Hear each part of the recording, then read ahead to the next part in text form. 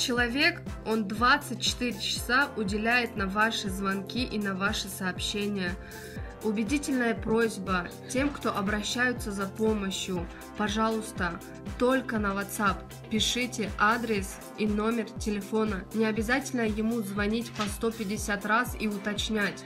Мы сказали, что поможем. Иншаллах, поможем каждому, кто обращается к нам за помощью. Пожалейте этого бедного парня. Он вообще не спит. Он днем и ночью отвечает на ваши вопросы.